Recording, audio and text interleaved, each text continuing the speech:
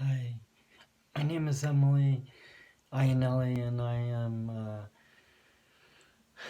hanging in there as best I can. I have a lot of things going on between my son's situation, being autistic, and now having to face the reality that we're going to have to put him in a group home at some point, and he kind of is very resistant to it.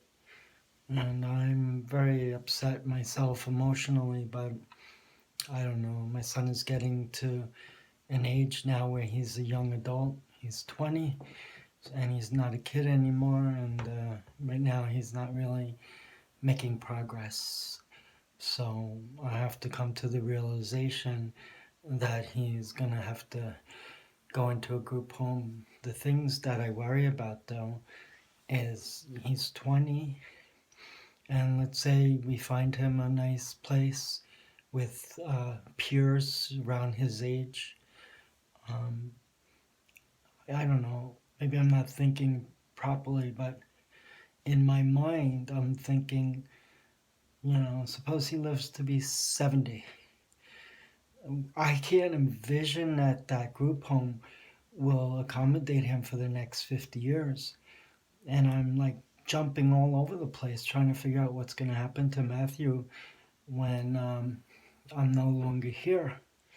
And the thing that's really upsetting me is that, I was a late bloomer growing up. I had troubles. I was emotionally very, I had lots of problems. I was suffering from depression, but I didn't get diagnosed with it. I was also struggling with my gender identity, and I was extremely shy. And, I was fortunate to some degree because as much as I was lonely and isolated and depressed and shy, I managed to get through school. I studied, I got a Regents diploma. I focused on math and science as my strong suit, and I even got to run on a cross country team for 2 years of the 3 years I spent in high school. And that was through a coach who recruited me, and I was very fortunate that he did because it became a wonderful opportunity for me. But my son, he hasn't had anything like that. And it's really upsetting to me because I don't know what the future holds for him. And it's like I sometimes feel, and I don't think it's healthy thinking, but when I think about his situation, I'm thinking I don't think I'm going to ever die in peace because on my deathbed I'm going to be worried about my son. So I need to find peace of mind so I can get things set up for him, and unfortunately I don't have an estate where he'll get money or anything because I've been out of work so long now due to my own disability with depression, bipolar disorder, that I wound up having to liquidate all my retirement monies. So I don't have any cushion. Basically, I'm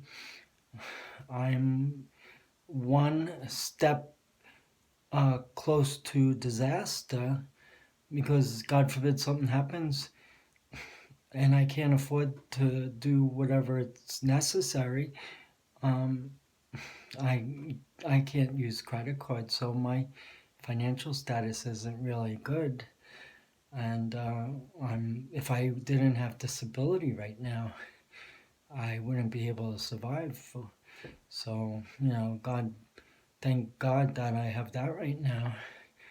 But I used to work. I worked 30 years and I was doing well. Even though I struggle with my gender, I was able to work as a guy for the 30 years that I put into working as an accountant, CPA. But when I transitioned, I was very naive because I thought that, oh, this will give me a great opportunity to finally be free of the chains that held me back because I was miserable leading that male existence. It just didn't feel right to me. And I was going to a therapist. Uh, no, not a therapist. I was going to my doctor. I went to Callan Lord, and I started my transition there. She put me on hormones like 3 months after I first met with her. She wanted to make sure that I was serious about transitioning. So when I first started, I didn't pass at all. I was like, I had the masculine features. Um, I was very shy, and I never had gone out in public dressed as a woman, so I couldn't, I didn't feel comfortable. But, over time, with the hormones working and allowing me to present more feminine, I was able to go out and start to feel confident. And I thought naively that now that I'm happy living my true self, that everything was going to fit into place. I was going to work. I was going to be accepted. I was going to have the opportunity to finally work and be true to who I was instead of wearing dresses underneath my men's suits. Now I was wearing dresses out, and I was out and about, and but you know, once I came out and I announced it to people, wife, son, uh, in-laws, my sisters, some of my friends, it wasn't a really positive reaction for most of them, especially at work. I was kind of put into a difficult situation where I was forced out of where I was working. I didn't work there that long. I was there like almost 3 years. And then I was transitioned to another job. It's a long story, but I used to work for a CPA firm. They helped me get the job where I was working. I worked at the firm for like 10 years approximately, and then I wanted to move on, so they helped pave a way for me to work at one of their other clients. So I worked there, and I was there almost 2 years. And then some tragedies affected me, my father's suicide, and then my best friend's premature death affected me psychologically. And then I started to think about things, and I realized that I didn't want to go to my grave never being true to who I was as a person, especially when I went to the wake of my best friend, and my father unfortunately had a closed casket, so I couldn't say goodbye like I did with my mom.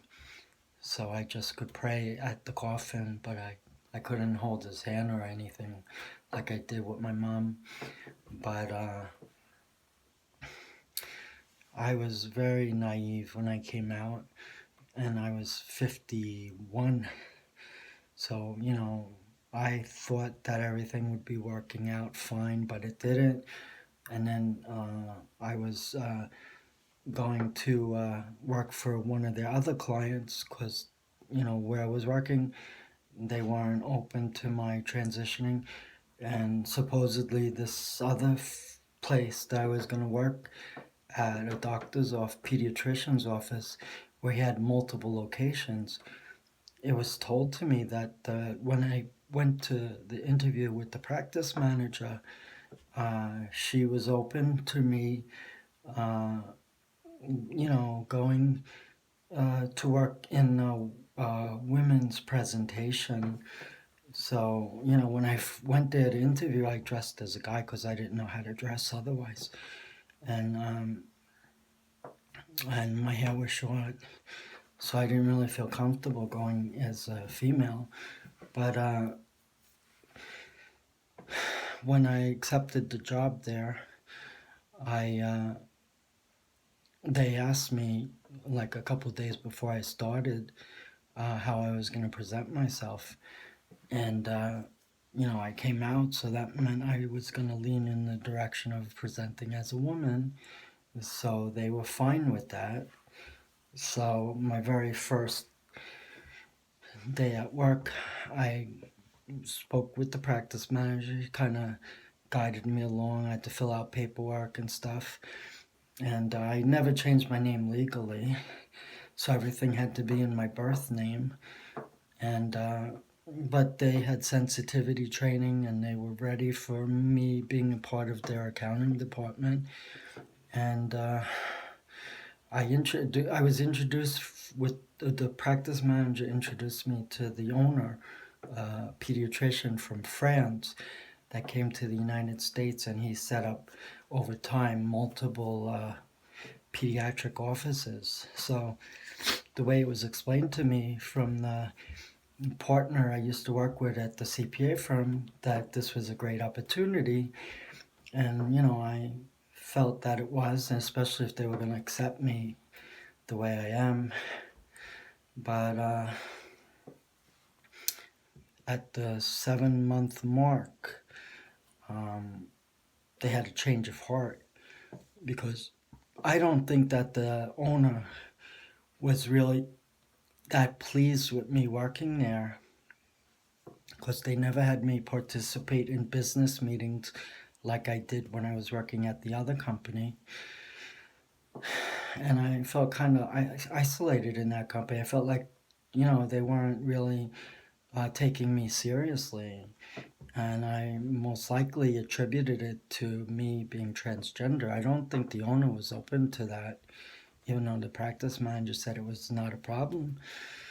So needless to say, I lost the job at 7 months, and basically my whole world came apart.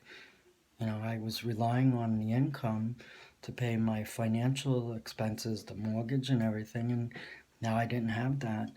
So I had a unfortunate breakdown in the office, and I collapsed, and they had to get me to a hospital, carry me out on a stretcher, and that's my start of being in hospitals. Because I was at Bellevue, that was my very first admission. That was when they confirmed my diagnosis of bipolar disorder, and they confirmed what I already knew, being transgender. They presented the facts that I had gender dysphoria, but that wasn't new to me. I knew that. I didn't really know about the bipolar, so they had to arrange before I could leave that hospital, which I was there for approximately 2 weeks. They had to transfer me to a outpatient clinic, and that's when I got involved with Mount Sinai, and had a psychiatrist and a therapist. The therapist, I was there the whole time I was going, but the psychiatrists had a lot of turnover. I must have saw between 3 and 4 psychiatrists, and my therapist all throughout my going there for like 3 years. But and I liked the therapist. He was good. He helped me a lot, and psychiatrists were good, even though they shifted them around. But life started to get more complicated for me, because now I was in hospital, trying to recover. I was depressed. I didn't have an income coming in yet, because I had to apply for disability, and I had to wait for that. And so in the interim, I had to cash out on my IRAs. I had to pay a lot in taxes, but that was the only way to prevent going into foreclosure. And I had my son I was worrying about. He's autistic, and it was like everything was falling apart. And I just didn't know how I was going to make it. And here I am. I'm happy as a woman, but my whole world is falling apart. So I don't know. It's so upsetting to me. And I think what would have been if I didn't transition, and then I kind of get very upset and I doubt myself, but in reality I'm happy, and I don't know, I mess with my hair too much, because I don't know how to keep it. When I go to the hair salon, They make my hair look really nice, and unfortunately, I can't keep it that way. It's like I got a wave or a curly hairstyle, but I try to do my best. Plus, I'm getting older. I'm 58, but I don't feel that old. I feel, with the exception of the arthritis that I have, I feel pretty good. And so I've been out living as a woman for these 7 years now. I am on disability, Social Security, and long term. Long term will term out eventually, so that's bothering me down the line. And I'm worried about my son and his situation. And I'm isolated, I'm lonely, I have some friends. And I'm also trying to do transgender surgery, which so far hasn't been working out. I have a lot of transgender friends, mostly male to female, but I do have a few female to male transgender friends. But I'm the odd woman out, so to speak, because all of my friends that I became, you know, well, we would go out and hang out sometimes. So of those friends, like a dozen of them, like 9 or so, male to female, and two to three female to male, and they all had their surgeries.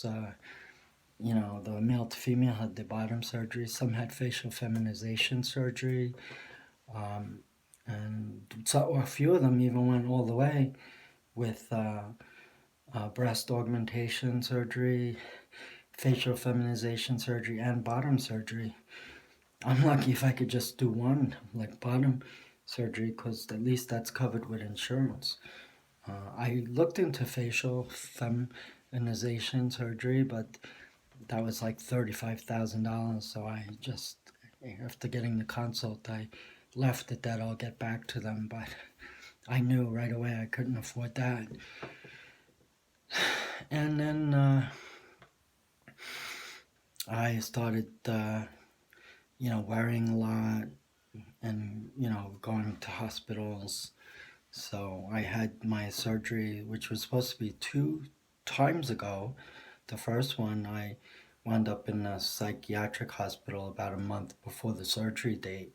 So when the surgeon found that out, he had to postpone the surgery. The second time around, I was really going through a steep depression, and I was getting a lot of flack from my sisters, and I felt bad for my son. He said he missed his father, so I tried to go back to what I used to be. I guess you could call it detransition, even though I wasn't really trying to detransition. I was hoping that I could get a short haircut, but still make it look like I was female.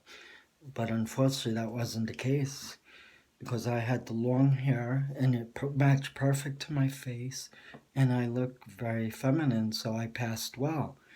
But when I got that short haircut, I guess like a boy haircut, it was awful for me, because I didn't have the confidence anymore to go out and wear women's clothes anymore, and I was devastated. So I didn't have any men's clothes, so I had to go to Walmart and buy like these baggy shirts, because I had breast development now, and I wasn't going to bind what I had, that I was very happy about. So I wasn't going to now force them to be flat. And so I had to get baggy shirts to cover that. And I had to wear pants, which I never liked anyway. And I was extremely depressed. I alternated, like I had 3 shirts and 3 pair of pants, so I alternated almost every other day. And it was like, it was horrible. I hated it. I couldn't stay. I felt like I was being suffocated. And then I spoke to my psychiatrist and I said, look, I can't deal with this.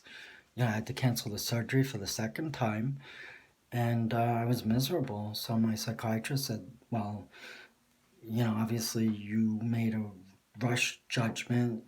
Maybe you should have thought it out. but he encouraged me to be true to who I was. So despite the fact that I had the short hair now as opposed to the long, I just put on my dress again. I didn't care what people thought. If they made fun of me, they made fun of me. That's just the way it is.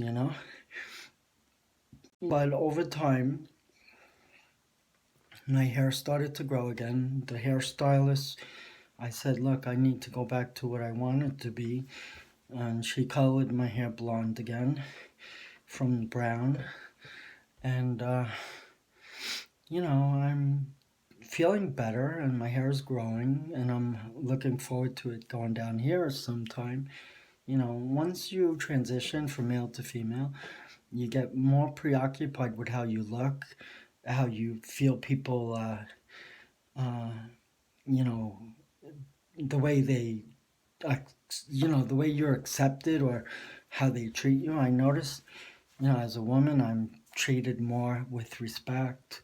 For instance, simple things like if I'm walking into Macy's and there's a gentleman or a woman walking, they'll hold the door for me. And, those things, when I was a guy, none of that really happened. So, and, I like it when I go to the checkout and they address me as Miss. So that's cool. But I'm trying to look at life in a different perspective because, it's sad when you think about it. We're all gonna at one point die. We're gonna get sick before we die, and then we're worried about what's gonna be of our family, especially our children. So, all this is running through my mind. I want to do surgery. I'm trying to figure out the right thing for my son as far as group home goes. And eventually I think I'm going to have to try to figure out how to sell this house, but then where are we going to go? What's going to happen with my wife and me and Matthew and her family relatives? And it's all making me sick. I don't even sleep well anymore.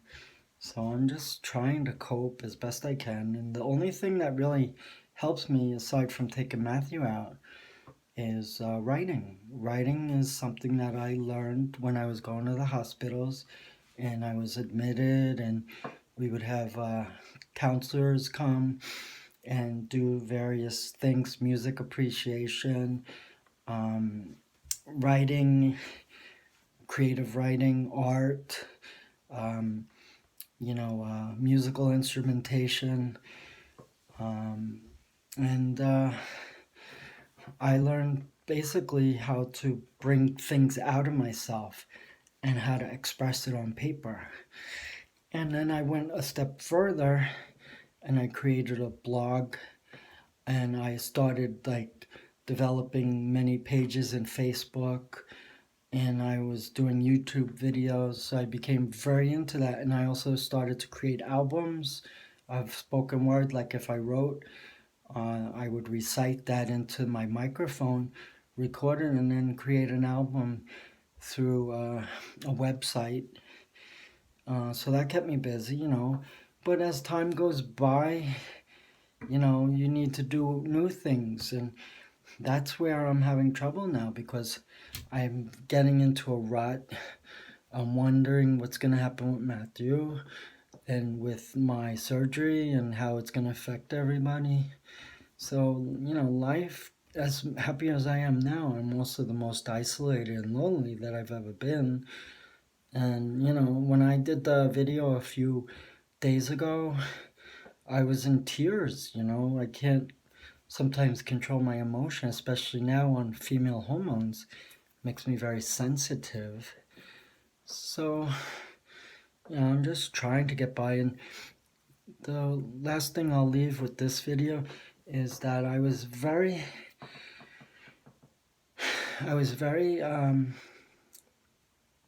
taken aback when I received the envelope in the mail, and it was addressed to me as Emily. And in the envelope, they put a beautiful card, like a floral print card. And in the card, it had this beautiful writing, basically telling me to hang in there. that I'm a survivor, that I've been admired by this individual who was following me, my journey on my Facebook page, and they felt were like reaching out to me. They didn't give me any clue as to who they were, but they gave me this beautiful card with this beautiful writing and also a gift card to Kohl's.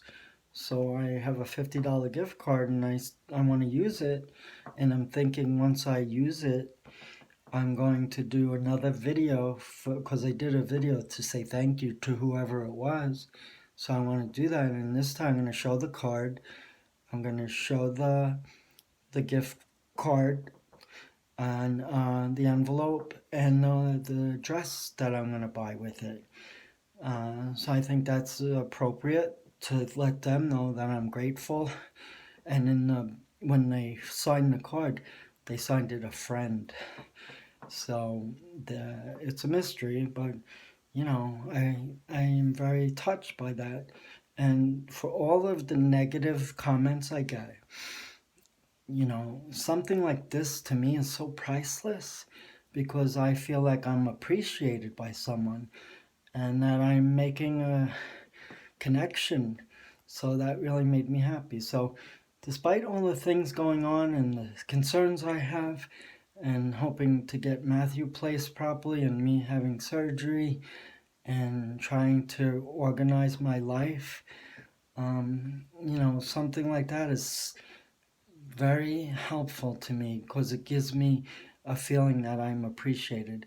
And also, I was touched when I wrote I like to write. Sometimes I get really into it, but sometimes my take on things is from a sad approach because we had tragedies in our family. So I wrote this piece like Venture to the Other Side, and it was a dramatic portrayal. Basically, it wasn't reality. It was interpreted as reality concerning me.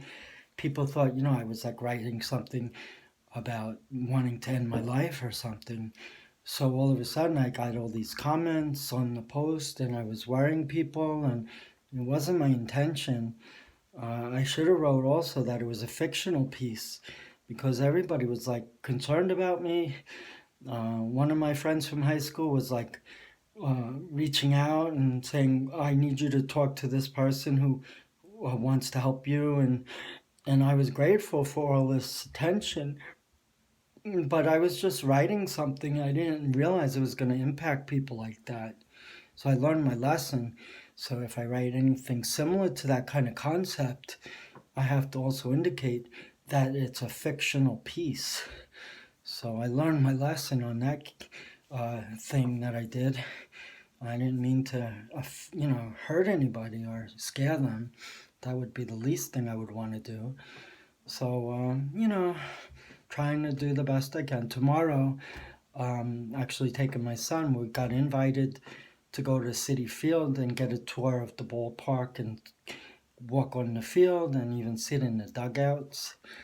The problem is, I know they're going to do a sales pitch and they're going to try to get me into buying a ticket plan, which I can't afford. And I even said to the gentleman who spoke to me, I said, look, I don't really have the resources to commit to buying tickets. And he said, don't worry about it. So I figured, this is an opportunity to go see the City Field where the Mets play, get a feel for it, work on the field. It's like a dream that I had when I was a little boy. And my mom and I would watch the Met games back in the early, well, for me it was like 67, 2 years before they won the World Series against Baltimore. And now I'm going to live a dream that I never did do this before. And I'm going to hopefully share it with my son to walk on the field, look at the distance between home plate and the outfield fence, and sit in the dugout where the players sit. So I'm excited. I'm like a little kid again. So I'll take my camera, do some videos, and I'll share that tomorrow. Anyway, thank you. One other thing, when I was a male, I never hardly talked, but as a female, I'm like talking a lot.